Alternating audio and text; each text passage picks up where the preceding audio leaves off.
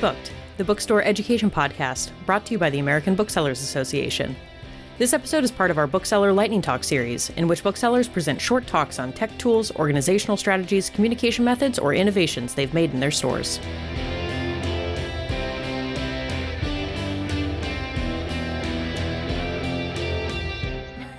I am Annie Jones. I am the owner of The Bookshelf, an independent bookstore in beautiful downtown Thomasville, Georgia.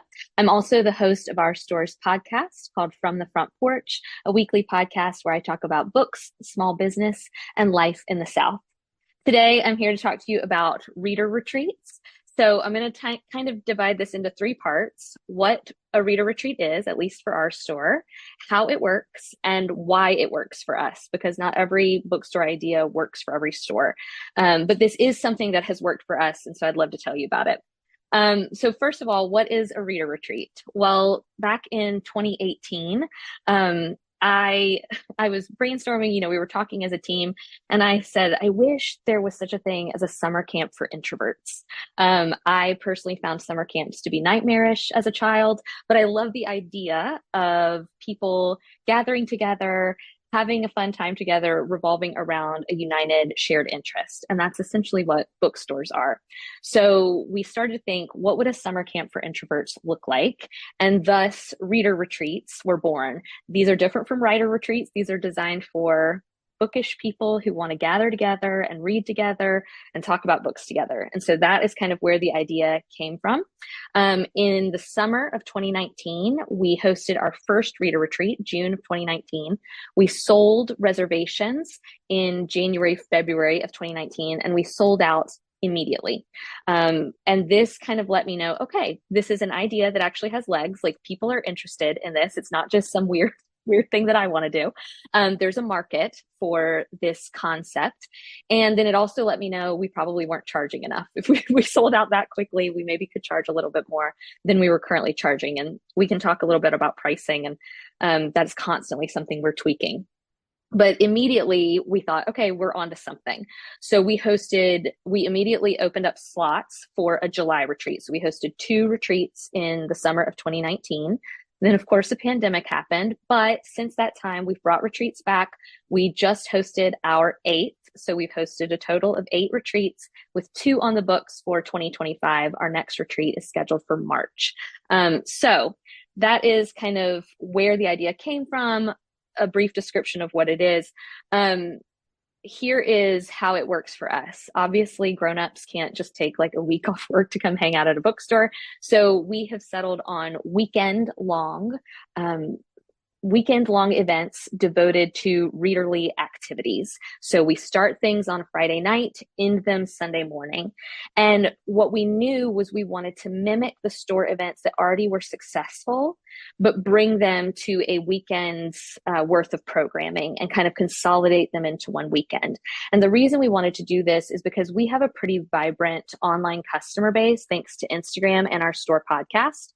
And so we had already seen customers comment on events we were hosting, whether it was an author event or a store event or a workshop or class. And we had seen them say, oh, I wish I lived closer, or, oh, I wish I could come to this. So a good example is we host pen to plate dinners. We partner with a local chef and clear out the middle of our store and host dinner parties in our store. We've been doing this for years. It's very popular with local customers.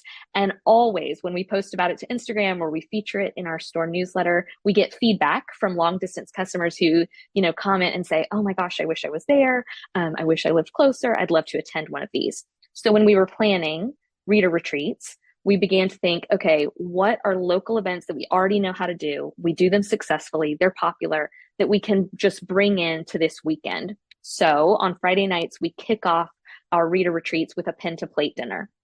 And that way, our long distance customers get to experience this magical thing that we've created.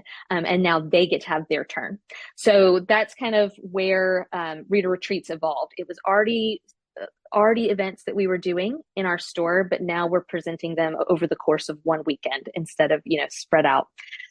So Friday night, pen to plate dinner. Saturday, we host things like a book club conversation, an author talk, a staff-led conversation about, seasonal titles or upcoming book previews.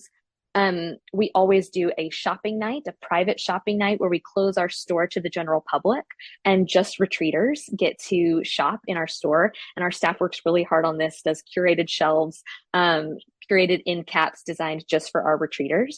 And so this is super popular and a great way for them to get to, again, shop and experience the store that they've seen from long distance.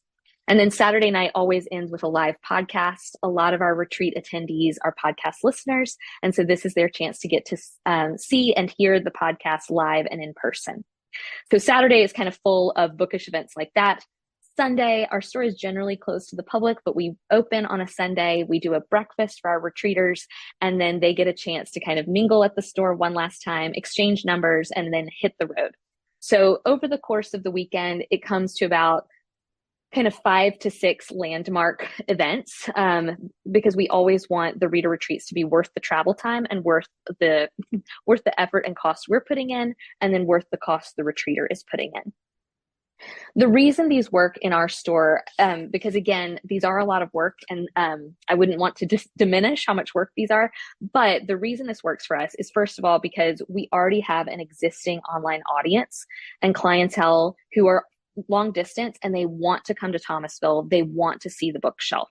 So they're looking for a reason to come. Thomasville is a little bit off the beaten path. We are 4 hours south of Atlanta. We are a town of 18,000, no major airports, no interstates. So people aren't just going to stumble in the bookshelf. But we have created a presence online and through our podcast where we do have these customers who want to come visit. And so the reader retreat gives them a reason to come visit. About 95% of our attendees are long distance. So we get the occasional local who comes from Thomasville or Tallahassee. But for the most part, our attendees are long distance customers. The second reason this works for us is because of our local community. Thomasville, despite being off the beaten path, is a tourist destination in its own right. It has a walkable downtown. It's super quaint. It's like, if you're a Gilmore Girls fan, Stars Hollow-esque. So it's attractive to a tourist already. So it's a great reason to come to Thomasville is the reader retreat. But we have retreaters who come and stay an extra day or two because they love visiting Thomasville. Because of this, the third reason retreats work for us, and what you would really want to make sure you have at your store, is community partners. Obviously, the bookshelf is not an Airbnb. We don't have a hotel attached. So we have to partner with our downtown hotel, the Marriott. We partner with them. We rent out a block of rooms just like you would for a wedding or a special event. We facilitate that. The accommodations are included in a reservation fee. So we do all of that coordinating. All of the events I mentioned, the Pen to Plate dinner, we partner with a local chef. The live podcast we host at the theater right across the street from the store. So we rely on community partnerships to make this doable for us and to make this possible for us. This would not work if our community wasn't on board. And we knew we wanted reader retreats to not just be financially successful, sustainable, and viable for us. We wanted it to be successful for our community, our fellow merchants as well. And it is. And then the fourth reason it works is because of staff. So we are a store, we have about 8 staffers. We're 2,000 square feet. And we have one marketing and events manager who runs all of our shop events, but reader retreats, which we host about 2 a year. Last year we hosted 1 because of a hurricane.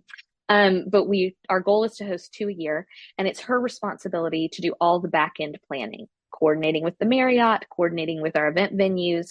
And then the weekend of the event, our whole team comes on board. We have staffers who run the shop, staffers who attend the various events and run those events really well. And consistently, we always check in with our team at the end of every year. They rank reader retreats as one of their favorite things we do. So it's a lot of work, a lot of effort, but we have a team who really loves it, and they're really good at it. They're so good at what they do. And so retreats are successful because we have this existing long distance audience, because our town is a tourist destination and quaint, with community partners and staff who's willing and capable of throwing events like this. So that's kind of an overview, but I'm happy to answer any specific questions you might have about reader retreats. I see that Sandy in the chat said, where do they stay? They do not make their own reservations. We make all those. I think it would be a bit of a mess if they made them. So we coordinate all that. So what they do is they pay us one fee for the whole weekend. It is almost all inclusive. It includes 2 nights in the hotel, 2 breakfasts and a dinner. And that is included in the fee that they pay. And then we pay the Marriott, we pay the chef. And that has given us opportunity, during the fall when it's college football season in the Deep South, accommodations at the hotel are more expensive. And so our reservation changes, our cost changes based on the season that we're in. And so we're really strategic about when we host retreats. We want to make sure it's kind of in the off season. So we typically, like we're hosting a retreat in March this year. And so, yes, all of that is done through our website, and then we coordinate with venues and things of that nature.